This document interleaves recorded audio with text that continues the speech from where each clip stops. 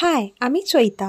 আর দেখতে পাচ্ছ আমার এই গ্যাডিওলাস গাছগুলো কত ছোট ছিল, এই 2 সপ্তাহে কত বড় হয়ে গেছে। তার উপর এই রুটগুলো খেয়াল করেছো, পুরো নিচ পর্যন্ত বিস্তার লাভ করেছে। কিন্তু আর এইদিকে গাছটা বসানোর জন্য আমি নিয়ে নিয়েছি এখানে বাগানের সাধারণ মাটি, তার সঙ্গে একটু গোবর মাটি আর কিছু ডিমের খোসা আর আনাজের খোসা।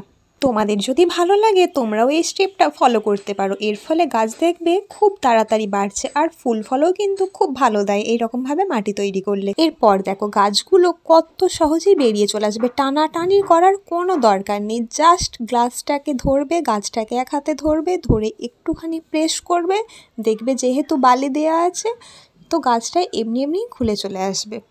তো এই পদ্ধতি ব্যবহার করে আমি বাকি 2টো গাছও বসিয়ে নিচ্ছি। আমি যেহেতু কোনো রাসায়নিক সার ব্যবহার করি না, তাই আনাজের খোসা, ফলের খোসা, ডিমের খোসা এগুলো ব্যবহার করে থাকি। তোমরাও ব্যবহার করে দেখতে পারো, খুব ভালো ফল পাবে।